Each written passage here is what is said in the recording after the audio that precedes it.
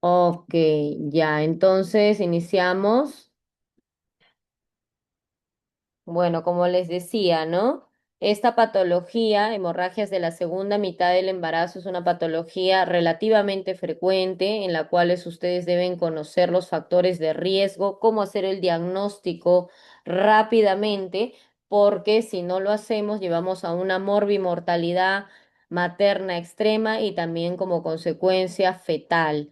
Una de las primeras causas de muerte materna en Latinoamérica son las hemorragias. A la cabeza la hemorragia posparto, pero esta hemorragia también conlleva una patología, si no es diagnosticada a tiempo, puede conllevar a la muerte materna y fetal.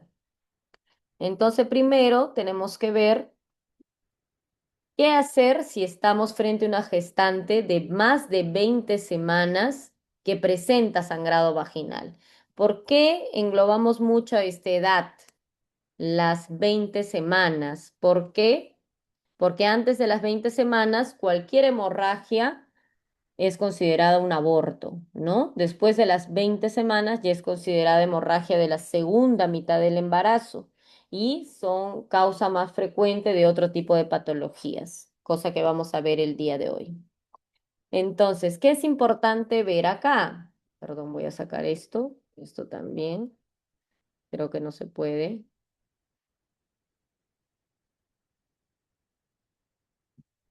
perdón,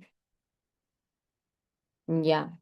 Primero tenemos que hacer la evaluación rápida del estado general de la paciente y el feto, con una anamnesis, una evaluación obstétrica y con ayuda de apoyo al diagnóstico, como un estudio ecográfico, vamos a poder hacerlo de manera eh, directa y de manera precisa. Entonces, en la anamnesis, primero identificar la causa de sangrado, ¿no? Preguntarle a la paciente, señora, este sangrado que usted tuvo fue porque se cayó, se golpeó, fue espontáneo, sin dolor, fue precedido de dolor, fue mientras usted estuvo haciendo una actividad física, fue mientras estuvo teniendo relaciones sexuales y obviamente junto con la anamnesis, junto con la evaluación obstétrica, vamos a determinar cuál podría ser esta patología. Entonces, funciones vitales también de la paciente. Ver obviamente el compromiso hemodinámico. Es diferente atender a una paciente que llega en un shock hipovolémico con alteración del sensorio a una paciente que llega con un ligero sangrado y con consciente, donde te puede narrar todo lo que está aconteciendo y contarte y hacerte un relato cronológico de su enfermedad, así como cuando ustedes hacen historia clínica, ¿no?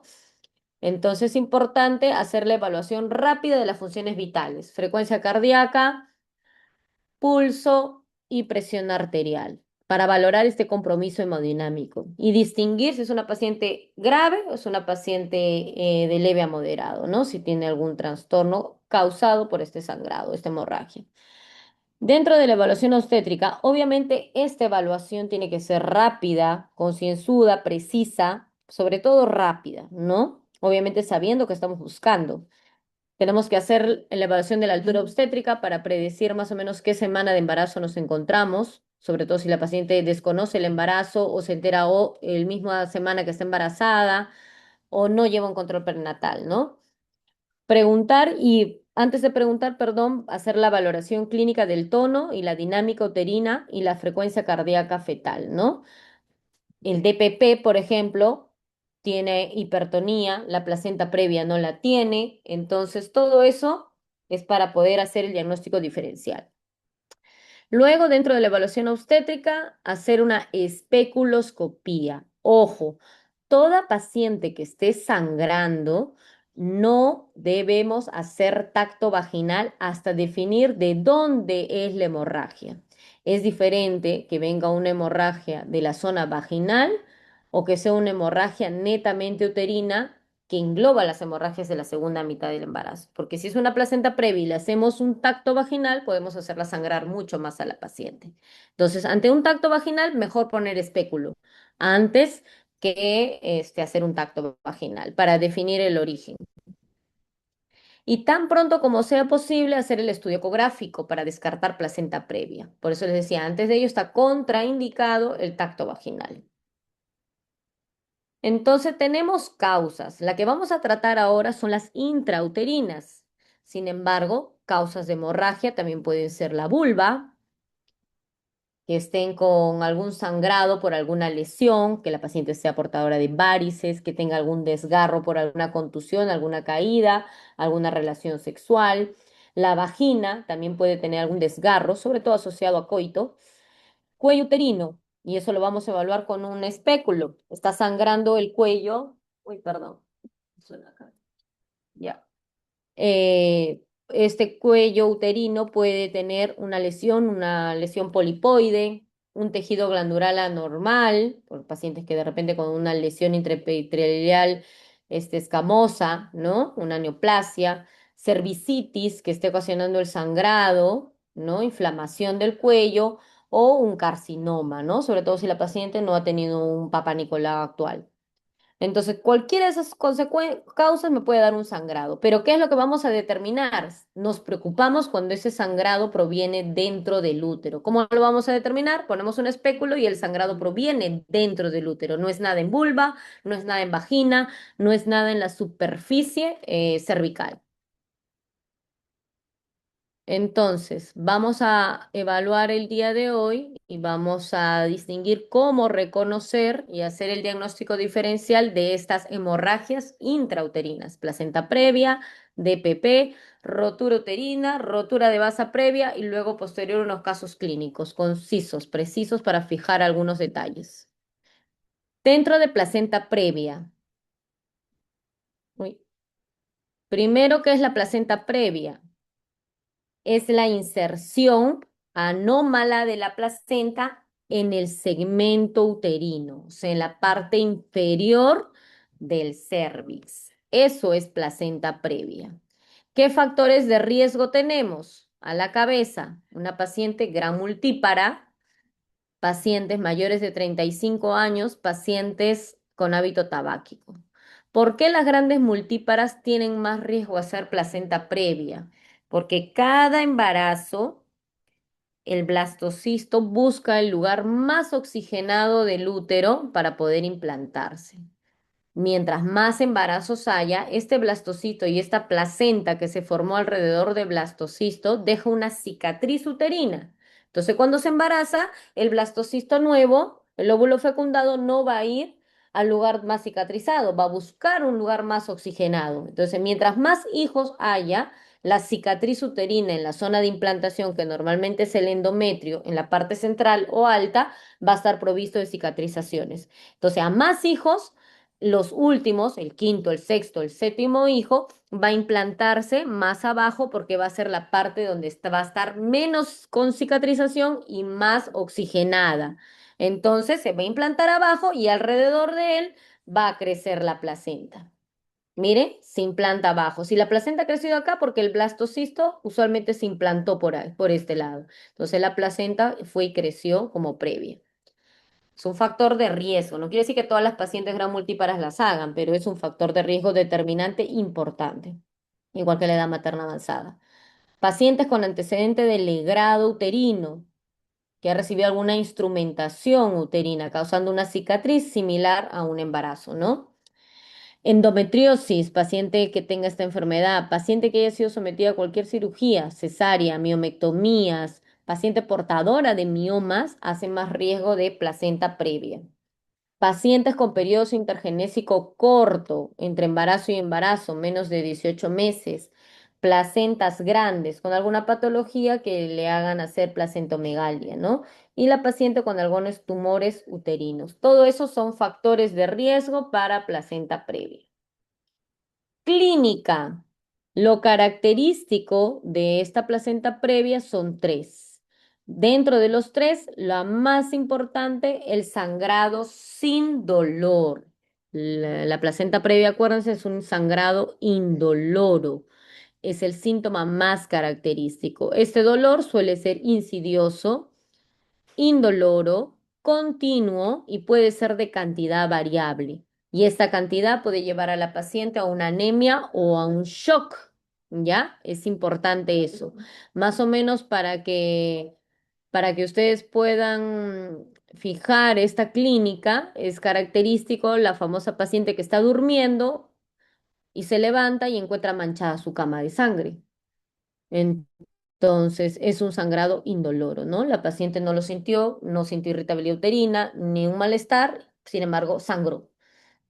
Dependiendo del grado, como les digo, puede ser anemia o shock, si el sangrado es continuo y abundante. También puede llevar a una posición fetal anormal, ¿no? Los pacientes, las gestaciones que tengan una placenta previa total o parcial, hace que el bebé se presente más en posición, en presentación podálica o en feto transverso. Por lo mismo que la cabecita acá no las deja localizarse cefálico usualmente, ¿no? Entonces buscan acomodarse mejor ya que la placenta está obstruyendo su canal pélvico. Entonces por eso las presentaciones o distocias de presentación o de situación son más frecuentes. El diagnóstico, examen con espéculo, como vemos acá la imagen, tenemos que ver de dónde está viniendo el sangrado, no hacer tacto vaginal, restringido, por favor, porque si es una placenta previa, no sabemos que es una placenta previa, le hacemos tacto, le podemos ocasionar una hemorragia mayor a la paciente. O de repente el coágulo que formó por haciendo un tapón ahí para evitar que se venga en un shock con el tacto lo despegamos. En cambio, el espéculo es inocuo, así como la ecografía transvaginal. ¿Ya? Entonces, tacto vaginal restringido. Debemos hacer la evaluación con espéculo para hacer el diagnóstico diferencial, ¿no? Como hemos dicho, puede ser un carcinoma, pólipos, un desgarro, etcétera. Pero sí tacto vaginal restringido. El diagnóstico, el ultrasonido, es el método diagnóstico gold estándar, ¿no? 95% de éxito que va a ser confirmado después de la semana 32. Por eso es que antes de la semana 32 se puede decir placenta baja. A la semana 25, 27, placenta baja. Todavía no tenemos el diagnóstico de placenta previa. Ya no podemos hacer el diagnóstico de placenta previa antes de la semana 32. ¿Por qué? Porque todavía antes de la semana 32 la placenta puede migrar. Fue de repente una placenta baja, a medida que ha ido creciendo, va migrando, va migrando, va migrando. Entonces, toma una posición final. ¿Cuál es la posición final de la placenta? Lo ideal es que siempre esté 5 centímetros arriba del orificio cervical interno, para no hablar de placenta previa. Ahorita vamos a ver qué tipos de placenta previas hay. Entonces, el diagnóstico, la ecografía. ¿Pero qué tipo de ecografía? No la abdominal, la transvaginal. Con un transductor convexo entramos a vagina y ahí. ¿Por qué? Para determinar si realmente la placenta está obstruyendo todo el orificio cervical, porque es una placenta que se inserta en el segmento uterino, ¿no? En la porción baja del útero.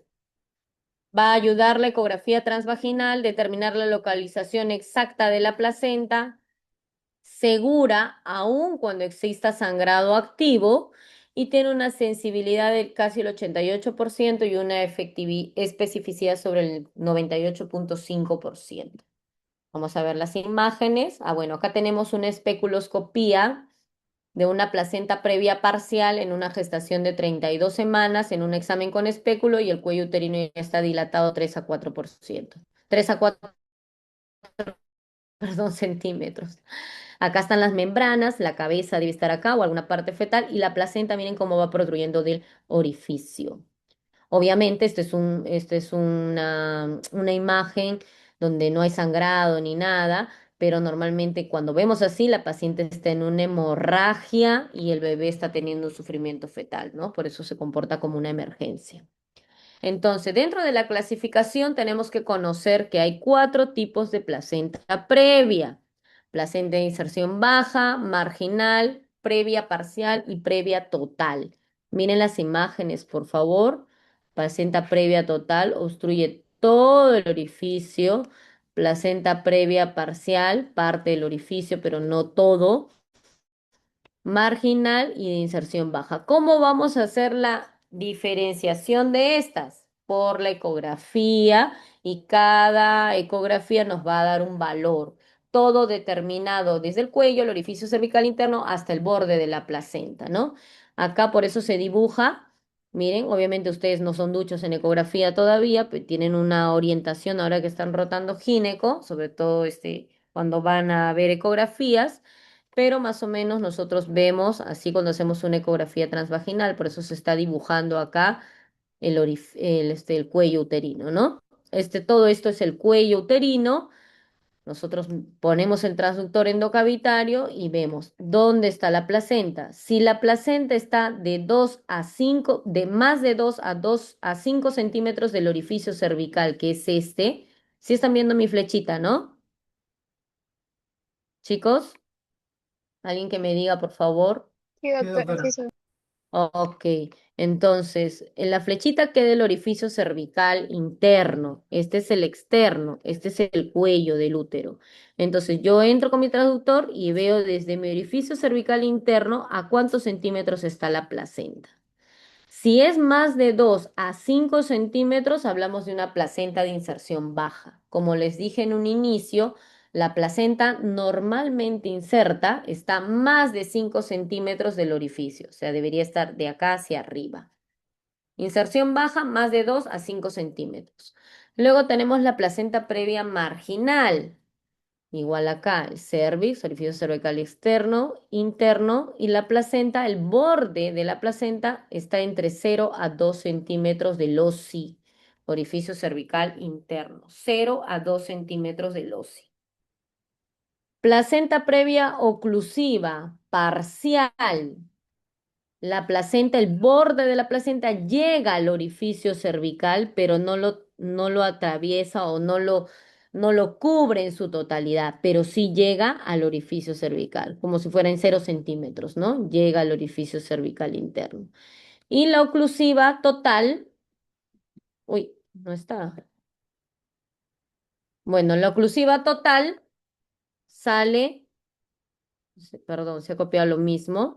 La oclusiva total, toda la placenta bordea o sobrepasa todo el orificio cervical interno, como vemos acá. ¿Ya? Acá. Esta es una placenta previa total.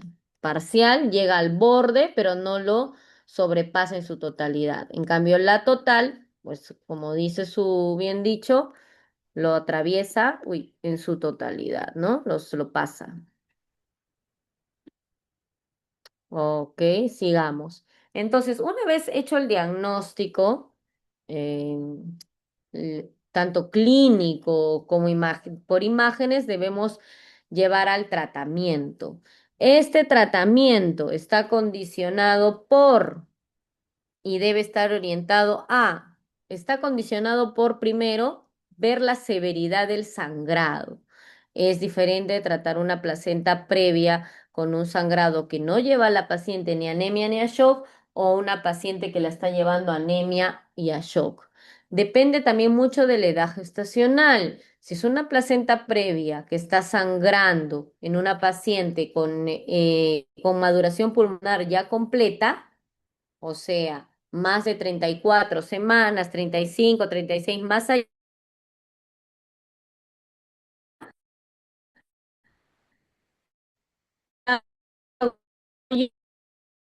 yo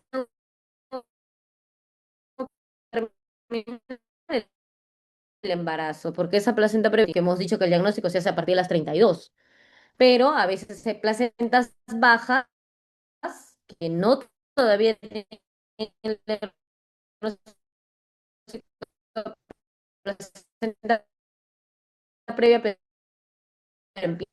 empiezan a sangrar.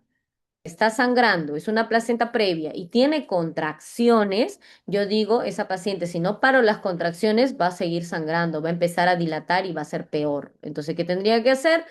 Tocolizar, dependiendo si la paciente esté estable y el bebé esté estable y todavía le falta madurar el pulmón del bebé, o sea, llegar a la semana 34, tendría que tomar acción de eso. Diferente es que si presenta o no presentara, perdón, dinámico uterino. Debe estar orientado mi tratamiento también a prevenir el shock hipovolémico, prevenir el parto prematuro y mejorar las condiciones para el feto. Obviamente, si estoy en un hospital o en un centro de establecimiento de salud de menor nivel, esperar y llevar a la paciente, prevenir el parto pretérmino y el shock hasta que la paciente esté en un hospital o en un lugar donde pueda ser atendida y su bebé pueda ser recepcionado con alto riesgo de sobrevivencia, ¿no? O sea, ni se me va a ocurrir hacer el diagnóstico de placenta previa sangrante y hacerlo, la paciente quedarse en mi establecimiento que no tengo nivel resolutivo y no hacer la referencia a tiempo, ¿no?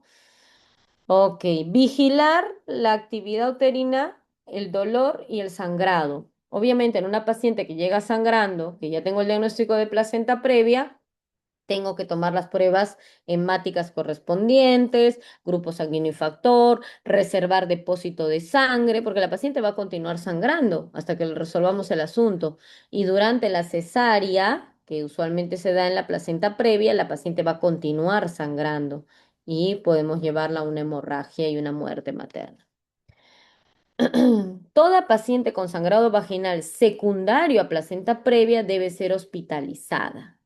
Debemos tener que monitorearla, signos vitales y frecuencia cardíaca fetal de manera continua. El tratamiento, nos dicen, eh, en la gran mayoría es cesárea, sobre todo en las placentas previas total y parcial. Debería ser una cesárea electiva a la semana 38, ¿ya? Podría ser, y nos relata la literatura, que hay un éxito de parto vaginal en placenta previa, marginal y de inserción baja, casi en un 69%.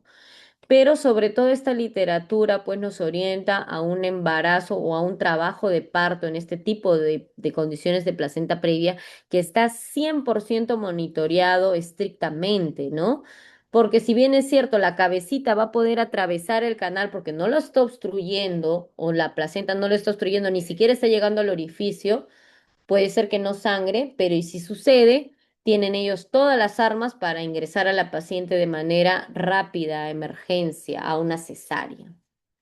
Y hay un personal especializado, un ginecólogo, una matrona, alguien que está ahí permanente con la paciente, cosa que no pasa, pues, lamentablemente en nuestro sistema de salud, ¿no? Nos faltan a veces médicos, especialistas, asistenciales para hacer este monitoreo persistente en ese tipo de pacientes. Obviamente, si el bienestar materno fetal lo permite, pero sí se podría intentar solo en la tipo marginal y de inserción baja, más no en la oclusiva total ni parcial.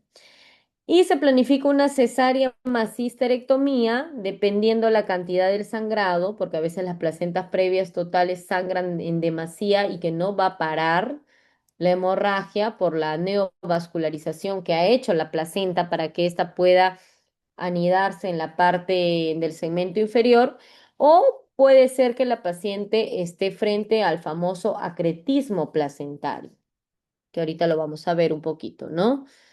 Ok, ¿qué es el acretismo placentario? Es la inserción anormal de la placenta total o parcial con ausencia de la decidua basal o la famosa membrana de Nitabuch. De repente cuando han pasado visita con alguno de los asistentes ya les habrán relatado de esta famosa membrana. Entonces se inserta anormalmente. Normalmente esto pasa con las placentas previas. ¿Cuál es el factor de riesgo relevante? Cesárea anterior, cirugía uterina previa o que la gestación actual esté con placenta previa junto con uno o más factores relatados previamente, ¿no? Cesárea o cirugía uterina. Por ejemplo, ¿cuándo hay más riesgo de acretismo? Paciente con placenta previa más cesárea anterior. ¿Qué quiere decir? La placenta se inserta abajo, más su cicatriz de cesárea que tiene, la placenta se inserta de manera anormal e invade las paredes del miometrio, las atraviesa, las invade y las va penetrando, ¿no? Por eso tenemos tres tipos de acretismo placentario: acreta, increta y percreta. Acreta es que se adhiere a las paredes del miometrio, se adhiere, la increta, la placenta se adhiere a las paredes y penetra el miometrio, invade las paredes del miometrio, y la percreta atraviesa toda la pared del miometrio y incluso puede salir del útero y irse a anidarse en algún órgano próximo, ¿no? Que está más próximo a al útero, la vejiga, el recto, fondo de saco, y se va anidando ahí. ¿Ya? Entonces esos son los tres tipos de acretismo placentario. Entonces cuando diagnosticamos esto, normalmente programamos a la paciente una cesárea histerectomía, porque ya sabemos que al momento de dirigir el alumbramiento no se va a poder. Y si forzamos, perdón, se va a poder, pero forzando, vamos a lesionar todas las paredes del miometrio y la paciente se va a desangrar, porque el tratamiento debería ser entonces histerectomía. El diagnóstico: no se separa la placenta durante el alumbramiento, que a veces se diagnostica de esa manera, sobre todo si la paciente no tuvo un diagnóstico ecográfico previo, ¿no? Porque ya se puede hacer el diagnóstico por ecografía del acretismo placentario. Obviamente los hace en la unidad de medicina fetal, hay características, hay variables importantes durante esta técnica ecográfica para hacer el diagnóstico.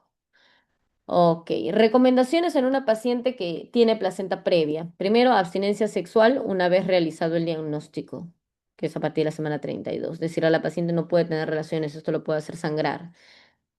Medir la longitud cervical. Si es menos de 3 centímetros, hay más riesgo de hemorragia y parto prematuro. Entonces, hacer la cervicometría en la paciente.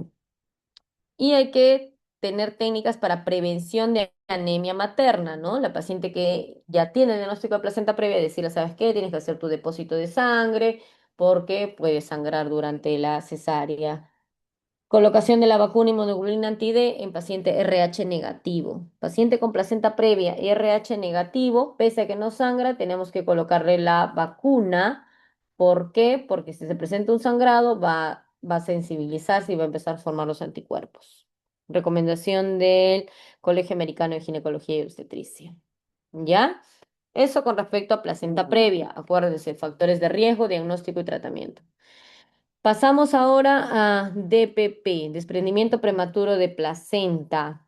La definición es la separación parcial o total de la placenta normalmente insertada en la cavidad uterina, que se produce después de la semana 22 de la gestación y antes del tercer periodo de parto, ¿no? Porque el tercer periodo de parto es el alumbramiento. La placenta nunca se debe desprender antes de dar a luz. ¿Por qué? Porque sabemos que el bebé no come, no respira, no hace nada casi por él mismo. Todo lo hace la placenta, todos los nutrientes lo va a dar la placenta. La oxigenación por la sangre que pasa por el cordón umbilical que se adhiere a la placenta. Si se desprende antes de tiempo, el bebé ya no va a tener sangre oxigenada, por lo tanto se va a morir, ¿ya? Es una de las complicaciones más graves en la práctica obstétrica, con un mal pronóstico e incremento de la muerte materna. Así como tenemos factores de riesgo para placenta previa, tenemos factores de riesgo para DPP. Todos tenemos que conocerlos, por favor. Factores de riesgo, lo que más se deben llevar como estudiantes de medicina. A la cabeza, paciente hipertensa, paciente con presiones altas, hipertensión crónica o preeclampsia, tienen más riesgo de hacer esta condición de DPP. Paciente que ha tenido una ruptura prematura de membranas también puede hacer esta condición. Paciente con parto prematuro, también. También fumadoras, pacientes consumidoras de cocaína, de pasta básica, más riesgo de DPP.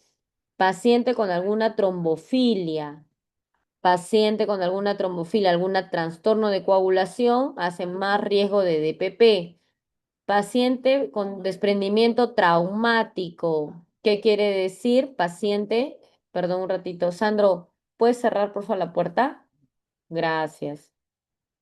Perdón, chicos, sé que estoy en el hospital y se escucha toda la bulla. Gracias.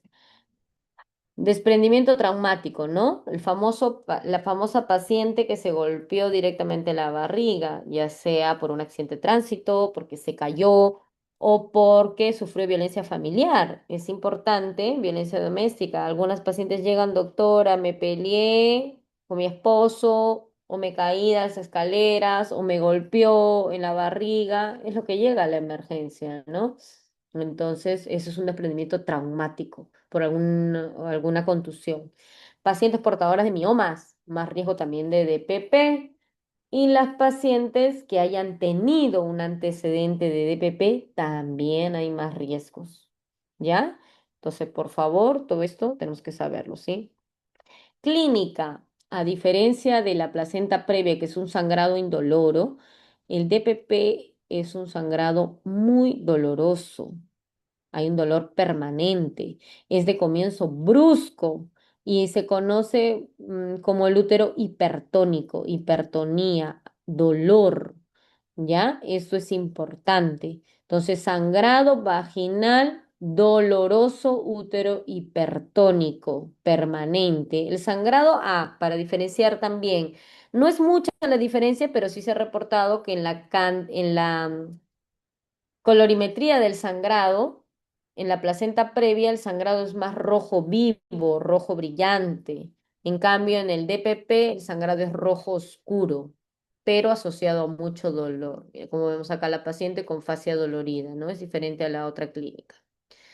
Manifestaciones clínicas, sangrado vaginal a la cabeza en un 80%, 67% dolor abdominal, anormalidades en el tono 34% que conlleva a un distrés fetal, o sea, a un sufrimiento fetal inicial. Entonces, la triada clásica del DPP, sangrado con dolor abdominal, hipertonía uterina. Esas son las manifestaciones clínicas, ¿ya? Del DPP. Hay una condición de desprendimiento de placenta, es la famoso DPP oculto o hemorragia oculta. Hay un derrame de sangre por detrás de la placenta, pero sus márgenes todavía están adheridos. Miren, por ejemplo, esta imagen. Sus márgenes todavía están adheridos, que no permite que el bebé, por estos márgenes adheridos, o no permite, mejor dicho, que la madre pueda extravasar esta sangre que está acá por el orificio cervical. Entonces, ¿qué sucede? Paciente tiene dolor, dolor, dolor agudo, no tiene sangrado. Entonces yo digo, no, pues si le duele, pero no sangra. Entonces la doctora ha dicho que el sangrado es principal en el DPP. Entonces, si no sangra, no es DPP. Ojo, puede haber cuando es un DPP oculto. Lo usual es que pase esto, miren, la placenta se desprenda y lo manifieste, la paciente sangra. Pero cuando no es así, mire, se desprende y lo demás queda adherido. Entonces, queda adherido y así no extravasa este sangrado y no lo diagnosticamos. Entonces, el bebé sufre peor porque no diagnosticamos, la paciente no lo manifiesta y es así que no hacemos el diagnóstico y el bebé se muere y la paciente también se puede morir. ¿Ya? ¿Por qué? Porque el TPP conlleva a una alteración en los perfiles de coagulación. En la clasificación del DPP es más por la clínica, a diferencia de la placenta previa, que es por ecografía, ¿no? Tenemos dos clasificaciones importantes, la clasificación de Cher y la clasificación de Page en el DPP. ¿Ya? ¿Cuál es la más importante? La clasificación de Cher, que es la que solemos hacer cuando hablamos de DPP leve, moderado, severo, ¿ya? Leve, moderado, severo. Leve es cuando encontramos o hay un hematoma retroplacentario o una hemorragia menos de 150 mililitros, o sea que no lleva realmente un riesgo fetal. Un moderado cuando hay una hemorragia y inestabilidad hemodinámica de la paciente, hay alteración en la frecuencia cardíaca fetal y puede haber un hematoma de 150 hasta 500 mililitros. ¿Ya? Esa es la moderada. ¿Se me escucha, chicos? Sí, ¿no? Porque me salió red inestable. ¿Alguien me puede decir, por favor? Sí se le escucha, doctora. Ya, listo, gracias. Entonces, en el grado 2 hay una mortalidad perinatal elevada. El grado 3 ya es severo, una cantidad del sangrado más de 500 mililitros, puede haber muerte fetal ya confirmada y hay trastornos de coagulación que la llevan a una paciente a un CID, a una injuria renal aguda y a un hematoma, ¿no? Que es importante que sí lo sepan, ¿ya? En la clasificación de Page Tenemos el grado 0, 1, 2 y 3, que también va a depender mucho si la paciente está en shock, cómo está el perfil de coagulación, el aspecto uterino, el grado de hemorragia, ¿no? Pero básicamente esto es por clínica. El grado 3 es el más severo. Entonces aquí vemos, miren, como una placenta normalmente insertada, vemos los vasos, ¿no? Sangre oxigenada, sangre venosa que pasan por el cordón umbilical. Entonces, la placenta está bien oxigenada por esa circulación, esos cambios en la circulación que hizo por su adherencia en las paredes del miometrio. Obviamente, si se retira de esta adherencia que tienen las paredes del miometrio y empieza a sangrar, todos estos vasos de sangre oxigenada y sangre venosa van a colapsar, se van a necrosar y ya no va a pasar nada. Entonces no va a haber oxígeno, porque el bebé no respira. Todo lo hace por la placenta. Y al desprenderse no hay oxígeno, necrosis y el bebé se muere. ¿Ya? Eso es cuando se desprende. Entonces tenemos también con separación completa. Separación parcial también, ¿no? Puede ser solamente un hematoma y todo lo demás ha quedado adherido y no hay una separación completa de la placenta, del DPP. El diagnóstico es clínico, signos y síntomas. Así solo se diagnosticaban los casos agudos, ¿no? Paciente que llega, hemos dicho, con dolor, con sangrado o sin sangrado, pero con mucho dolor con hipertonía uterina, aumento del tono. Entonces ahí es cuando nosotros debemos de pensar como primera instancia diagnóstica el DPP. También se puede hacer un diagnóstico por ecografía o flujometría Doppler, pero esto es cuando los DPPs son mínimos, de repente hubo un desprendimiento de un pedacito de la placenta nada más y se limitó ahí, se formó un coágulo y listo, quedó ahí porque todo lo demás está adherido. Son silenciosas. ¿Ya? Hay hematomas que pueden presentarse, pero esto no nos da clínica, ¿no? Lo que más van a ver ustedes o va a llegar al hospital es el desprendimiento prematuro de placenta agudo, agudo. Vemos acá, miren, por ecografía, toda esta zona mea blanca es la placenta y todo esto, esta zona blanca ya está necrosada, no hay oxígeno, se ha desprendido y todo esto es hemorragia retroplacentaria. En este caso, esto es una ecografía de una placenta previa, perdón, un desprendimiento total, ¿no? Ya no hay superficie adherida, entonces probablemente ese bebé ya esté óbito, pero obviamente no vamos a llegar a esperar que se traduzca por una ecografía, porque el diagnóstico es clínico, ¿ya? Ecografía cuando son hallazgos fortuitos nada más. ¿Qué es importante en el DPP? El DPP es importante, a diferencia de la placenta previa, porque mientras más nos demoremos en hacer el diagnóstico y no solucionar el caso, o sea, no operar a la paciente o no intentar parto vaginal y ya que salga la placenta, y más horas nos quedemos con la placenta ahí desprendida, van a empezarse a alterar los factores de coagulación. A la cabeza el perfil de coagulación, ¿no? El DPP consume factores de coagulación hasta que se haya realizado la evacuación uterina. El DPP los empieza a consumir. ¿Qué consume? Fibrinógeno, protrombina, factores 5, factor 8. Entonces, ocurre una hipofibrinogenemia que ocurre después de las 8 horas de inicio del DPP. Y al tener una hipofibrinogenemia, los trastornos de coagulación, pues se caen al mínimo porque la gestante siempre tiene que tener un factor de coagulación, este, aumentado, un fibrinógeno también incrementado para poder contrarrestar la hemorragia que se presenta en durante el parto, ¿no? Para eso se prepara con los cambios fisiológicos que tiene la gestante. Entonces, en el DPP causa lo contrario, una hipofibrinogenemia. Después de las 8 horas ya empieza a consumirse estos factores de coagulación, sobre todo si no lo hemos solucionado. Entonces, ¿qué quiere decir? Que nosotros tenemos que hacer el diagnóstico y máximo esperar 8 horas hasta ya decidir la conducta, ya sea cesárea o inducir el parto. El tratamiento Va a depender del estado materno y de la viabilidad fetal, son los más importantes. Obviamente no vamos a decir, ay, es un DPP de 25 o 28 semanas, vamos a esperar que madure el pulmón 2 días. No, pues ya estamos diciendo que si es el diagnóstico de DPP, que normalmente es de moderado a severo, cuando hace clínica, tenemos 8 horas para evacuar la placenta, porque si no va a empezar a consumirse los factores de coagulación. El tratamiento, estabilización hemodinámica de la paciente, preparación ante la posibilidad de un nuevo sangrado, igual que la placenta previa, ¿no? Tenemos que tener nuestro depósito de sangre, pruebas cruzadas, preparación también ante la posibilidad de un parto pretérmino.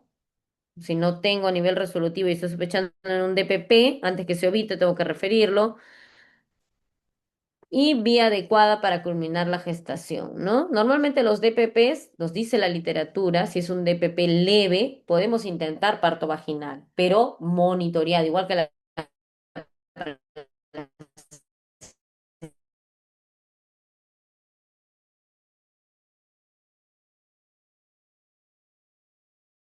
placenta previa de inserción bajo marginal, fibrinogenemia. Entonces acá tenemos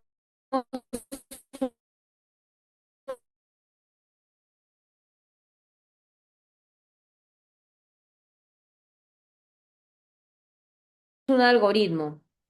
Paciente, si la paciente está hemodinámicamente estable, pero, perdón, no está hemodinámicamente estable, o sea, está inestable, con taquicardia, hipotensa, y el bebé esté mal, debemos entrar inmediatamente a la parotomía exploratoria, ¿ya? Inmediatamente, no esperar que haga un sufrimiento fetal el bebé, no, va a depender mucho el estado materno. Si no está hemodinámicamente inestable, o sea, está estable, tengo que ver si es un bebé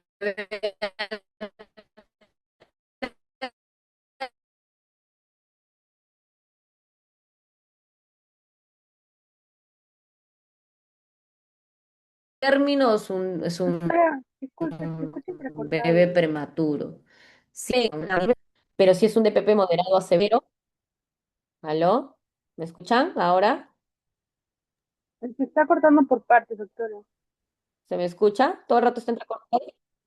Uy, Hace qué raro, no, unos, no he hecho nada diferente. ¿Qué? hace unos minutos escuchaba entrecortado esa parte que estaba explicando.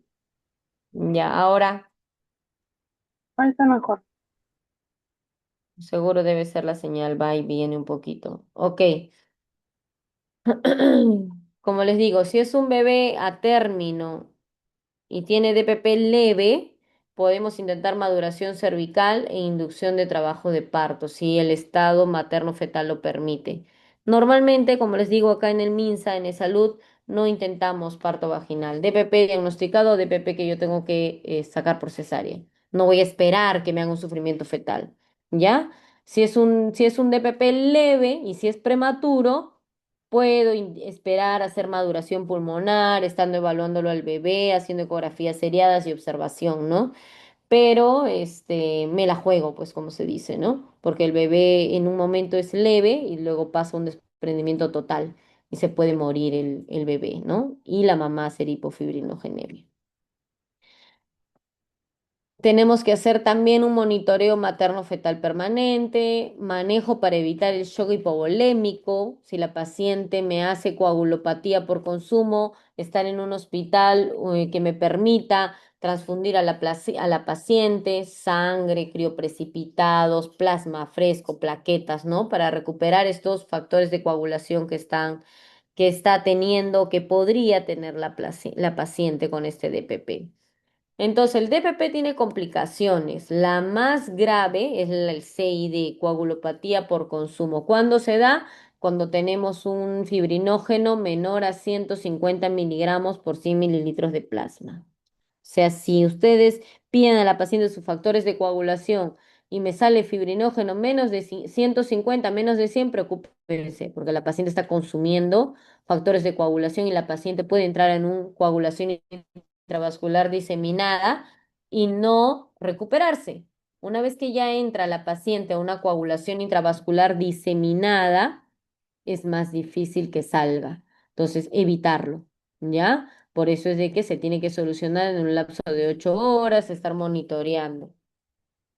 ¿Qué encuentro también en coagulopatía por consumo? Alta concentración de dímero D, ¿no? Que son los de degradación de fibrinógeno y de fibrina. Dímero D incrementado me da digo que estoy teniendo una coagulopatía por consumo, junto con la hipofibrinogenemia y disminución de los factores de coagulación. Esta es la principal. ¿Se me escucha bien, chicos? Sí, doctora, estamos. No sé, está. Ya, listo. Insuficiencia renal, disminución del aporte sanguíneo renal, dado de que la mujer va a preservar sus órganos nobles. Entonces, lo primero que va a hacer la mujer frente a algún sangrado, ya sea por hemorragia posparto, por DPP, por placenta previa, va a ser cortar la circulación a nivel de riñón y para preservar la circulación a nivel cerebral y del corazón, ¿no? Entonces, por ende, una injuria renal aguda. Y también hay una complicación que es importante que sepan, que es el famoso útero de Cuvelier, que es la apoplejía uteroplacentaria, que es la extravasación diseminada de sangre hacia el músculo del útero. También puede irse a ligamentos anchos, al ovario, la cavidad peritoneal. Para que lo entiendan mejor, acá tenemos una imagen del famoso útero de Cuvelier o apoplejía uterina se llama. ¿Ven cómo está el útero? Ustedes han podido entrar a una cesárea, seguro algunos de ustedes sí, y el útero es rojito, duro, tiene que ponerse una vez que sale el bebé y la placenta. Pero miren este útero, ¿qué ha sucedido? Todo el sangrado que ha tenido este DPP ha extravasado las paredes del miometrio. Entonces todo está lleno de sangre. ¿Ustedes creen que este útero se pueda contraer?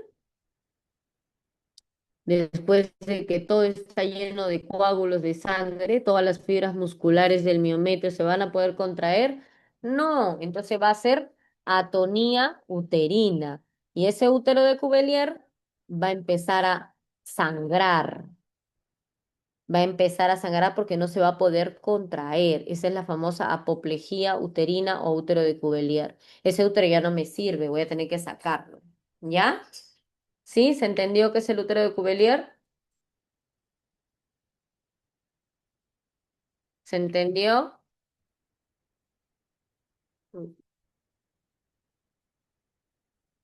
Chicos, ¿se me escucha?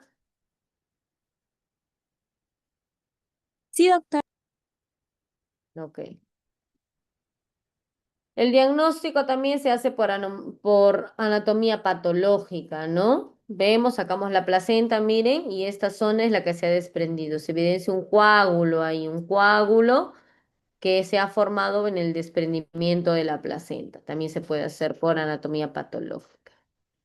Ok, y ya pasamos, uno de los últimos, la rotura uterina. La rotura uterina también tiene sus factores de riesgo y todo, ¿no? La rotura uterina es la completa separación del miometrio con o sin expulsión de las partes fetales en la cavidad peritoneal y requiere una cesárea de emergencia o una laparotomía. Es una complicación frecuente durante el parto asociada a muy alta morbimortalidad materno-fetal.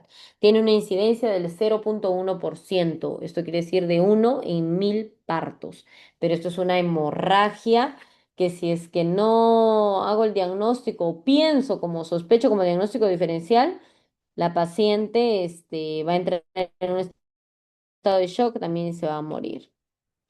Factores de riesgo.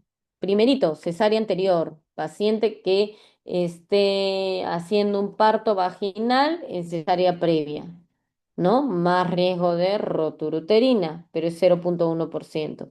Paciente que ha sido sometida a cirugía uterina previa, una miomectomía, alguna cirugía que ha tenido, por ejemplo, las miomectomías no pueden dar parto vaginal, más riesgo de cirugía uterina previa.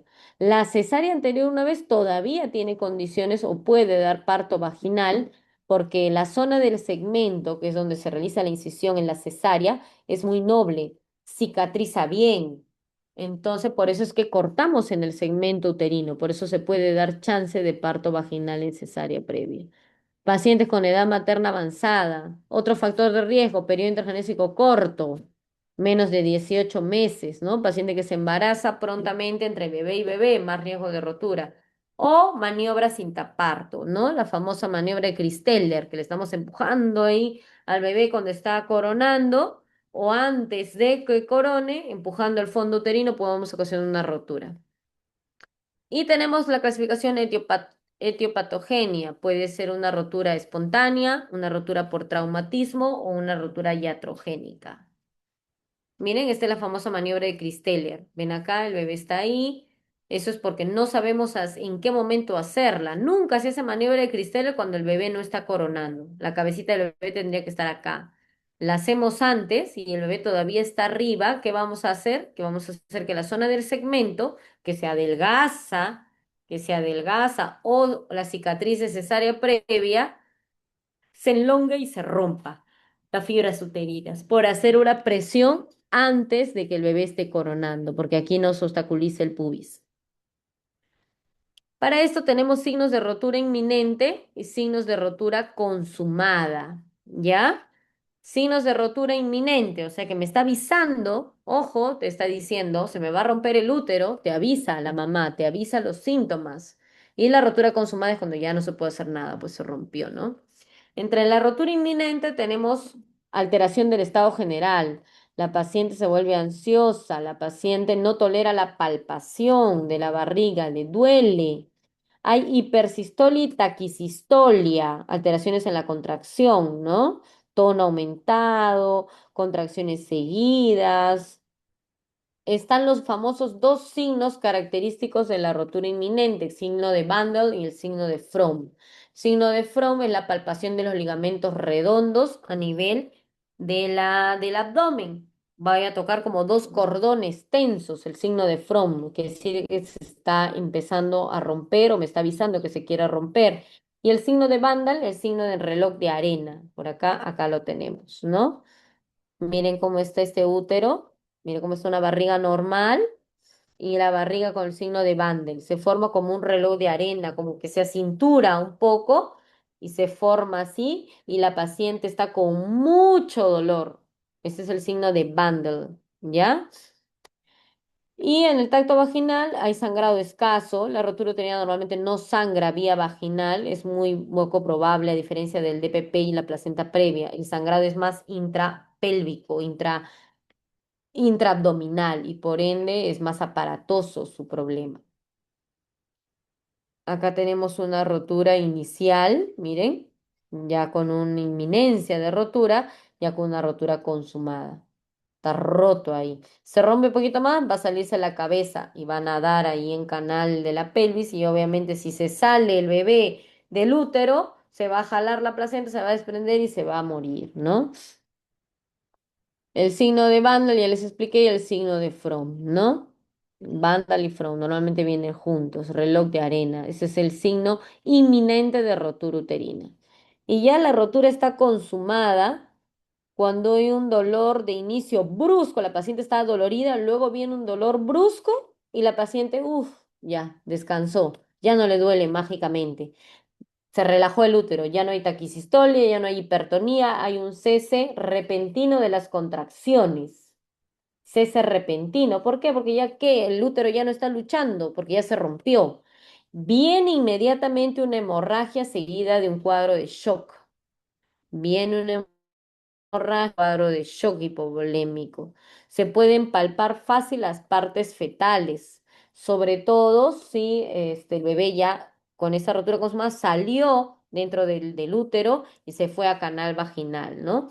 Voy, escucho, obviamente ya no voy a escuchar latidos porque lo más probable es que ese bebé ya esté óbito y las partes fetales las voy a tocar con una palpación superficial.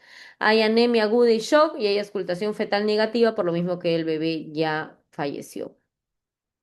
El tratamiento médico incluye reponer volemia porque la paciente llega en un estado de shock rápidamente, control de diuresis y colocar antibiótico terapia y cirugía va a ser conservadora o radical, ¿no? Conservadora, obviamente, si se puede reparar todavía la rotura, está reparable, sobre todo si la paciente de repente es su primer hijo o su segundo y quiere tener más, hay que tener cuidado, hay que repararlo. Y si las condiciones anatómicas y hemodinámicas lo permiten. ¿ya? Y radical cuando ya pues se rompió por cualquier lado el útero, es imposible salvar, hay un sangrado masivo, se hace histerectomía, o sea, se retira todo el útero. Complicaciones que puede haber a largo plazo, una fístula vésico-vaginal, podemos ligarnos el uréter, eso es durante todo el acto quirúrgico, una infección urinaria y una mortalidad materna hasta el 5% y perinatal hasta el 15%. Obviamente esto sí hay manejo hospitalario, ¿ah? Porque si no hay manejo hospitalario y se da la rotura uterina, pues la mortalidad es un 100%.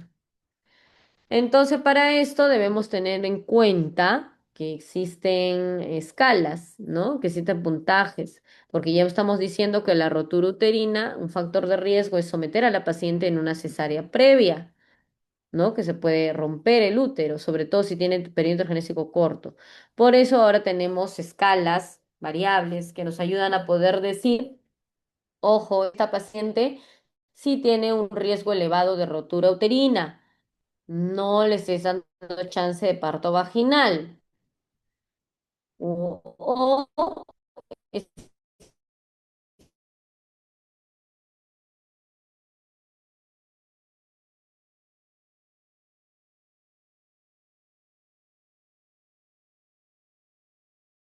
esta paciente sí tiene un éxito hasta del 91. Ok, eso con respecto a rotura uterina. Y vamos a pasar a un plus acá que es la rotura de basa previa, que también nos pide el sílabus que lo detallemos. De esto no hay mucha información porque no es muy frecuente, pero tienen que conocerlo. La basa previa. Los vasos sanguíneos del feto cruzan el orificio interno del útero por debajo de la presentación del feto. Miren, así normalmente se ve una placenta normal, sin ningún problema, es una placenta sin basa previa. Pero miren acá la placenta que tiene basa previa. ¿Qué quiere decir? Miren la placenta. ¿Dónde están los vasos uterinos? Están adheridos en la bolsa amniótica nada más, en el corio, en el amnios, no está en la placenta. Entonces estos vasos nunca pueden estar así en el amnios y en el corio, siempre tienen que estar en un enmarañado en la placenta. ¿Por qué? Porque acá está el cordón. Imagínense, rompe esta placenta, hace un RPM, la paciente. Se rompe y por solución de continuidad estos vasos que no están protegidos por esta gelatina de Wharton que protege la placenta, pueden empezar a sangrar. Y este es un sangrado agudo. ¿Porque es un sangrado de dónde? Directo del bebé, pues porque está metiéndose al cordón es del cordón umbilical. Entonces el bebé va a tener una anemia severa o se va a morir. Entonces, esta es la famosa basa previa o inserción velamentosa del cordón. Inserción velamentosa del cordón. Los vasos están insertados fuera de la placenta, por delante de la presentación del feto en el corion y en el amnios. ¿Ya? El sangrado que tiene esta patología, a diferencia de las otras, que es sangrado de la placenta, este sangrado directamente de los vasos sanguíneos del bebé, por eso es más abrupto. Tiene una mortalidad fetal hasta el 60%. Factores de riesgo, gestación gemelar monocoriónica, o sea, que una sola placenta. Embarazo por técnicas de reproducción asistida y anomalías en inserción de la placenta. La clínica, a diferencia de las otras, que todavía te avisan y el bebé puede aguantar un poco el distrés hasta que yo pueda entrar a sala y todo esto, esta es un sufrimiento fetal agudo. ¿Por qué? Porque estamos diciendo que es un sangrado directo del cordón. Es como si los vasos, la aorta del bebé la cortamos, ¡plac! Así, directo, porque la oxigenación del bebé es por la placenta y por estos vasos sanguíneos, ¿no? De la placenta. Entonces, prácticamente está sangrando sus vasos del bebé. Característico también, RPM, rompe bolsas la paciente, pero el líquido que bota no es blanco, no es clarito, no es verdoso, que a veces por sufrimiento fetal es sanguíneo, está sangrando los vasos directos del bebé. Conlleva un shock fetal y una anemia fetal. ¿Se puede hacer el diagnóstico ecográfico? Sí, se puede hacer. Miren cómo se ve. Normalmente, ¿qué deberíamos ver? Deberíamos ver la placenta hasta acá, que hemos dicho que tiene que ser más 5 centímetros arriba del OSI, y acá no vemos nada, pero miren cómo empezamos a ver los vasos. fuera de la placenta y acá viene el cordón. Todos estos vasos que deberían estar metidos adentro o envueltos por el cordón están nadando ahí, en el corion, en el amnios. Si yo le hago una especuloscopía o rompe fuente o inicia trabajo de parto, va a comprimir estos vasos y van a empezar a sangrar. ¿Cómo se ve en la ecografía? Así. Hago la ecografía, acá está, y los vasos están, miren, acá están todos los vasos umbilicales, desprovistos de protección, rotura de vasa previa. Tratamiento, cesárea de emergencia, si lo diagnostico antes por ecografía, cesárea programada la semana 34, una vez demostrada la maduración pulmonar. ¿Ok?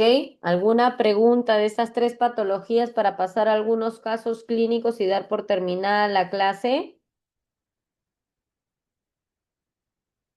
¿Alguna duda, alguna pregunta?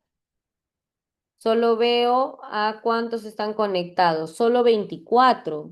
¿Cuántos son en la promoción en el curso? Fue como 100 más.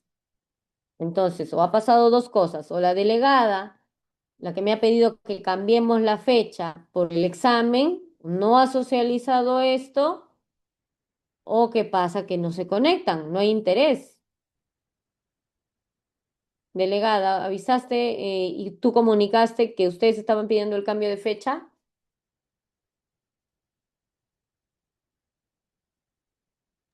Doctora, disculpe, no sé si es mi internet o se le acaba de entrecortar, literalmente se le paró la imagen y después no dijo nada y después se escuchó cambio de fecha.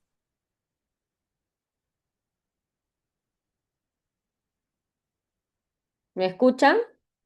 Sí, doctora. Creo que lo que pasa es que como tenemos dos fechas de examen de gerencia, el día de ayer fue la primera fecha y fue un examen distinto al que se va a tomar el día de hoy. Y pasa que, bueno, lo más probable es que el segundo grupo el día de hoy estén repasando, estudiando para el examen de más tarde. Por eso que tal vez no se hayan conectado.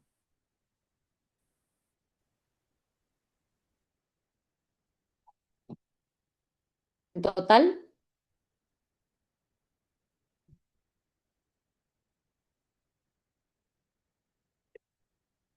¿Aló? ¿Me escuchan?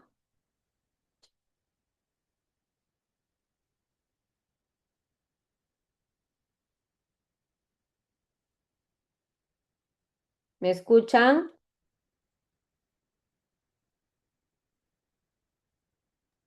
Escuche, doctora. ¿Sí se escucha o no? Sí, Ya estoy preguntando, ¿cuántos son en el curso? algo de 100, 120.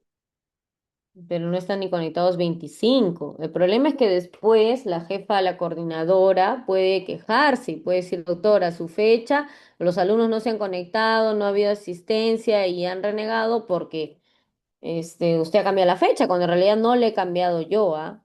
Entonces, por favor, no quiero tener problemas al respecto. Solamente hay la cuarta parte están conectadas. Bueno, vamos a avanzar casos clínicos. Vamos a terminar entonces clínicos, lo avanzamos sin grabación, solo para los que se han conectado. Vamos a reanudar, detener ya la grabación.